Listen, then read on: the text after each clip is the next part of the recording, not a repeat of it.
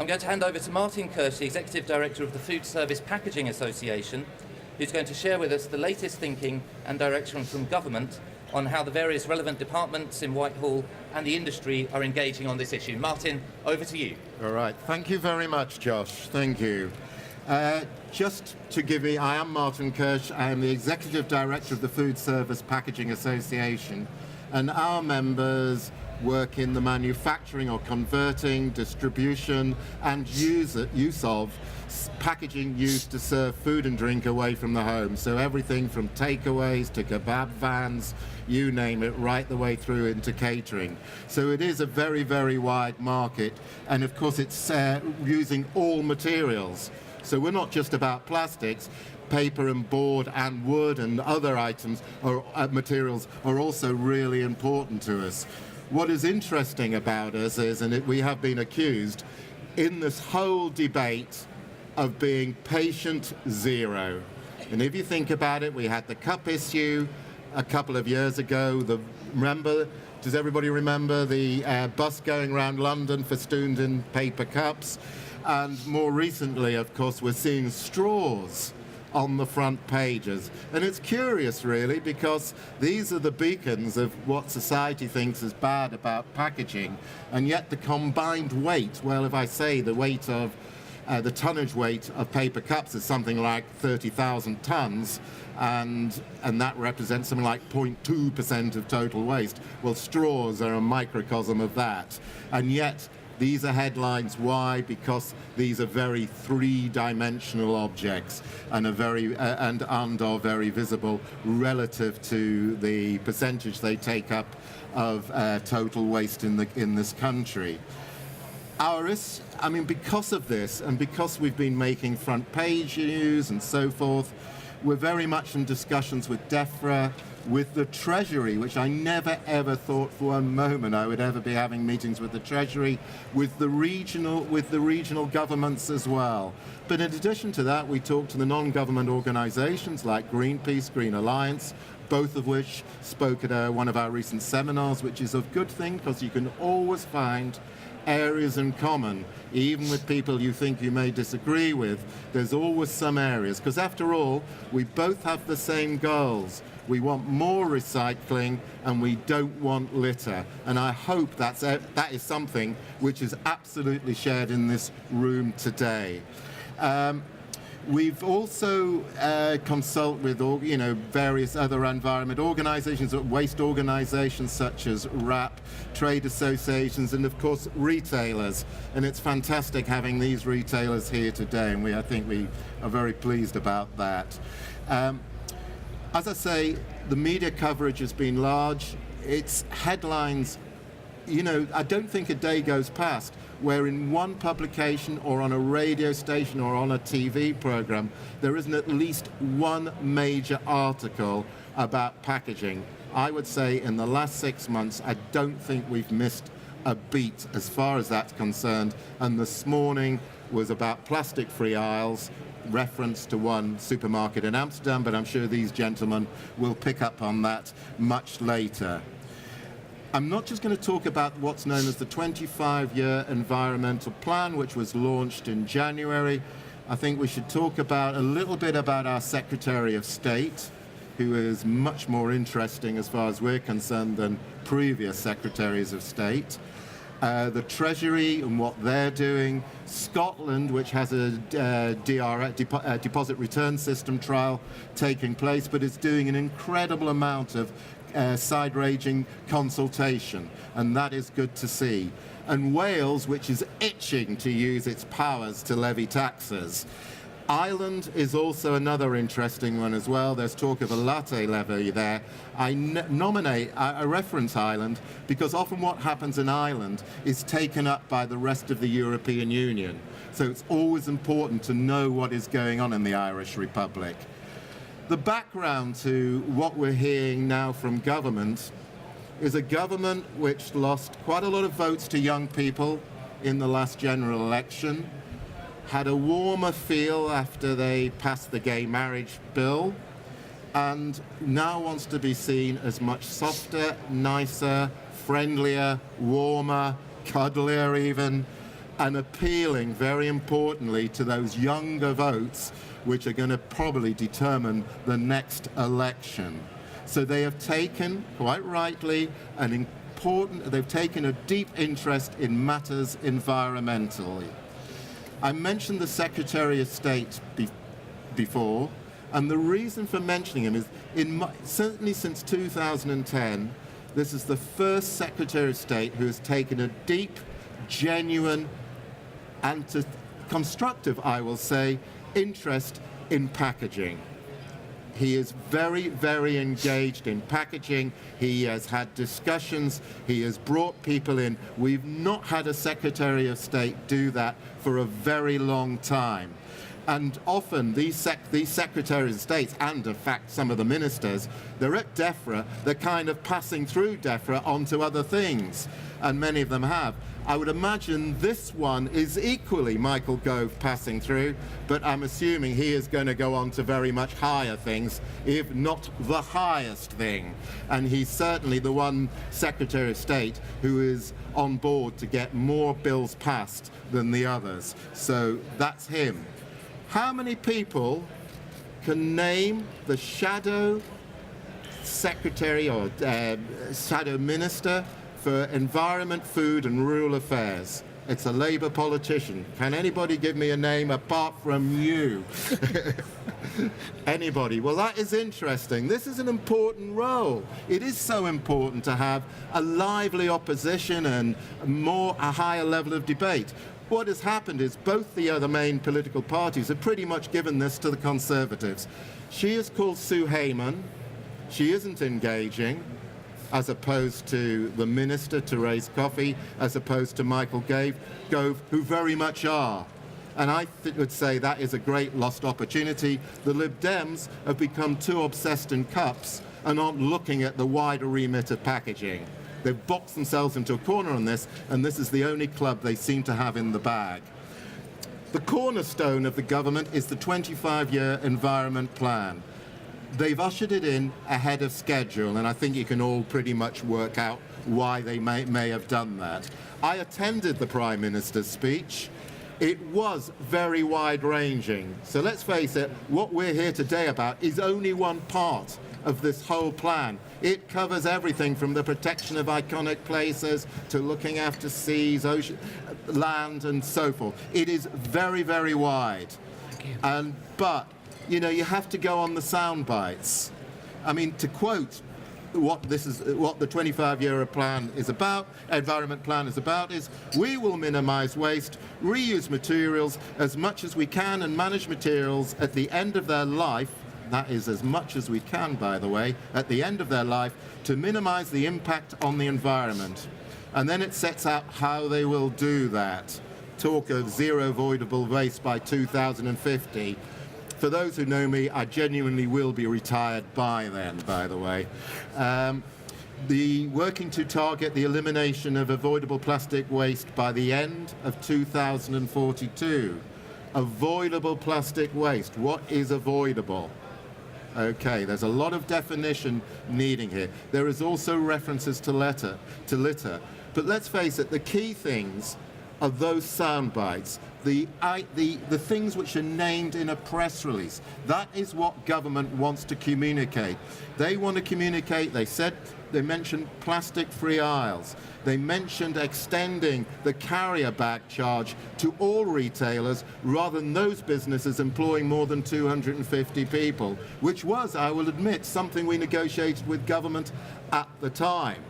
However, we believe it should be extended to all businesses. Why? Because it establishes that there shouldn't be what we call a de minimis, a minimum size of business for being involved with it, if you like, something which we want to apply to produce a responsibility.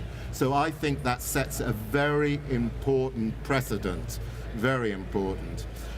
The other aspect which I will refer to in the sound bites was this point I raised before, eliminating avoidable plastic waste. And this is something which is, needs clarification. But this is a 25-year plan, but the election is in 4 years. My belief is that what those bits in the soundbite, if it's going to be of benefit to this government, if they're looking to win the next general election, aren't looking for 25 years, they are looking for 4 years. They must be. So let's please not think 25 years is a long way ahead. We may well be doing other things. No, it's not. Let's think in terms of the 4 years. Another interesting thing which is in there was that post-Brexit, God forbid it should ever come, but post-Brexit, environmental law from the EU will be incorporated into our law. That's very significant for those of you concerned, for instance, with material contact issues. And I would say a very, very positive thing. But it also has effect for the targets which are going to be in the circular economy package, and for extended producer responsibility. And for those of you who follow these things, there is something called the Packaging Waste Directive, and what it is looking like is something like a responsibility for business. It's claimed between 50 to 80%, but rather cutely, they then say providing business picks up the remainder. Well, I reckon that makes 100%, so I can't read that any other way, but if someone can enlighten me on that one, I would be hugely appreciative.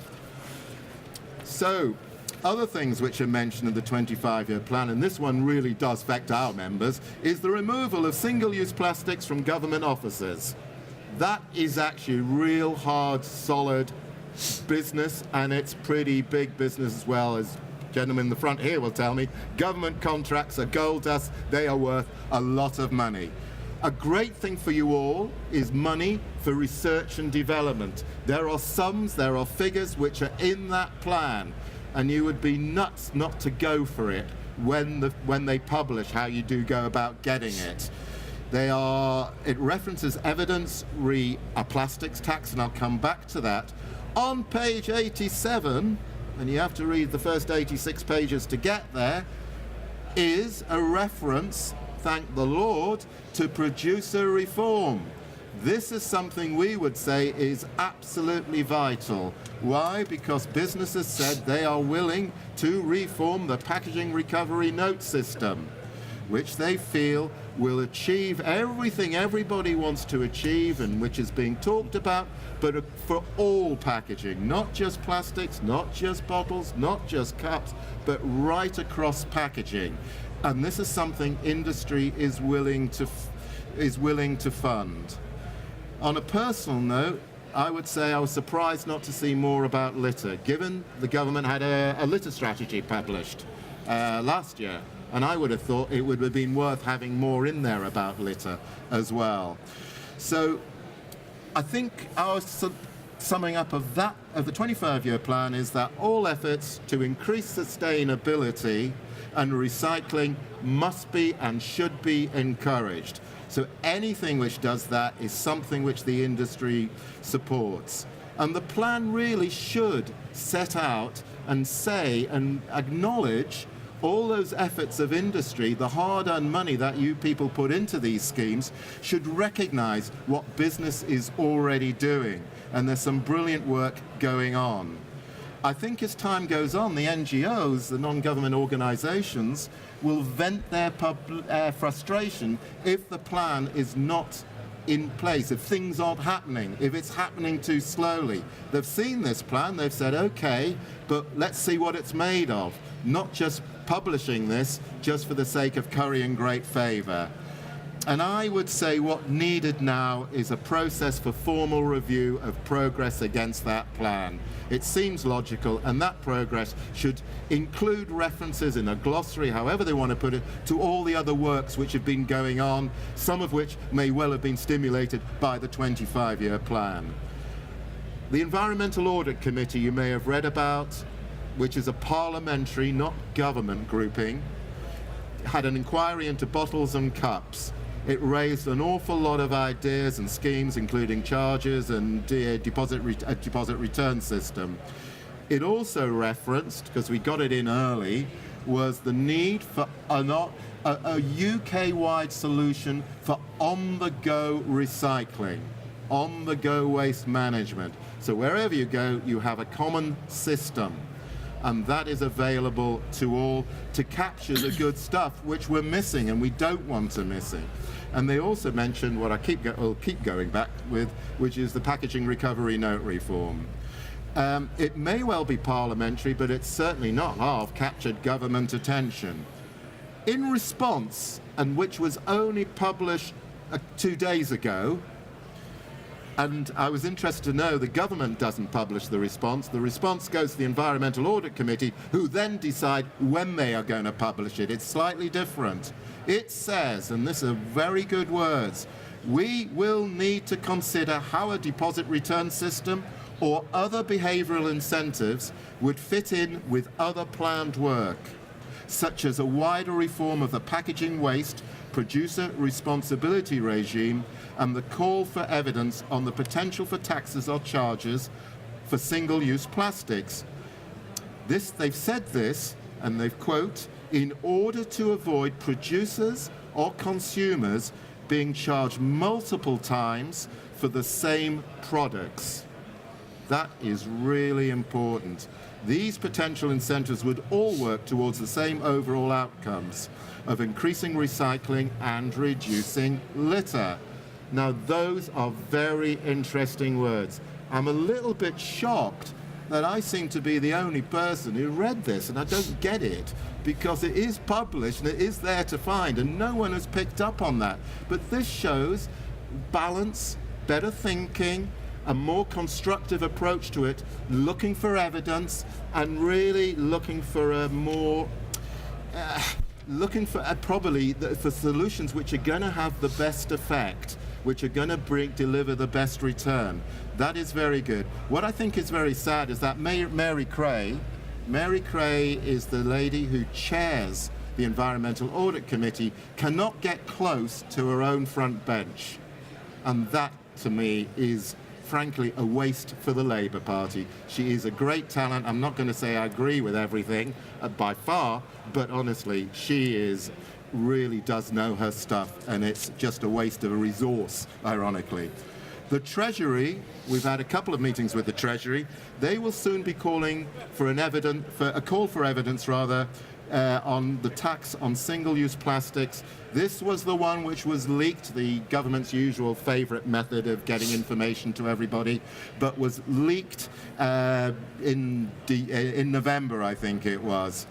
There is going to be a call for consultation. I can tell you now that the Treasury do not seem to be able or wanting to or decide or determine what single use is. So he will have a call, but it'll say single use, but it won't actually define what is a single-use piece of packaging. And I'm not aware, apart from glass for milk bottles and so on, to my mind, most packaging gets used once and is reprocessed into something else. So that to me would say all packaging, but that's a very logical way of looking at it. And again, I go back in our discussions, we are making sure, we are wanting to make sure, and we are trying to get them to reference PRN reform in the terms of that call for evidence. Other things to point out are DEFRA will soon be announcing its report on voluntary economic incentives, which will include reference to deposits. There is a DEFRA consultation on paper cups about to be launched at some stage.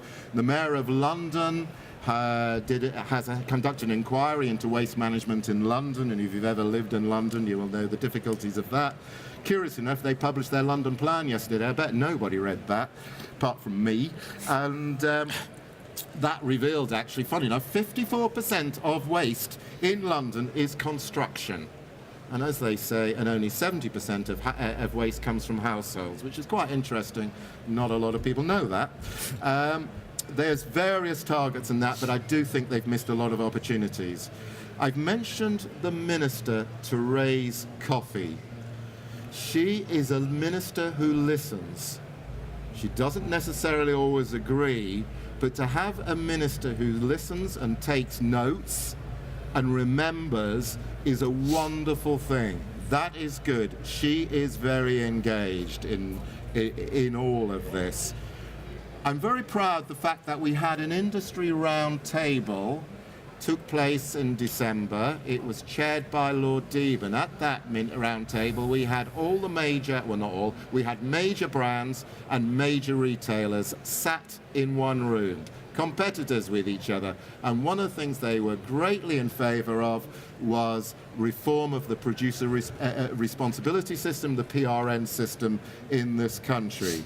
What we're asking for is to ensure that every penny which is charged as a tax or whatever, levy, goes into what it's meant to go for. And that is increasing collection, improving sorting, and increasing recycling. There should be full transparency. This money that you would be putting into this and that consumers will be ultimately paying should not be disappearing into treasury coffers. It should be used to do something which have now been deemed to be really important for this country. So it must happen.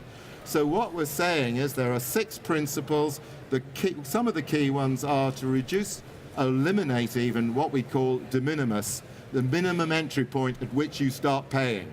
So we're doing that is, one, the money is needed, but the other part of it is it'll encourage more business as a whole, to be involved in waste management, to think about what they're doing, to be responsible. And that is a culture we need to foster in that.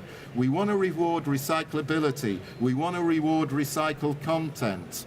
We want to make sure we have consistency throughout the whole system with a base method for recording recycling and labeling and so on.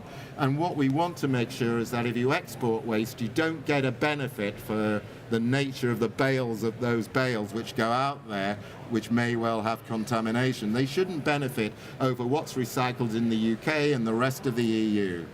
Now, getting this on the agenda has been quite tough, but it's happening. DEFRA have got stakeholder groups taking place.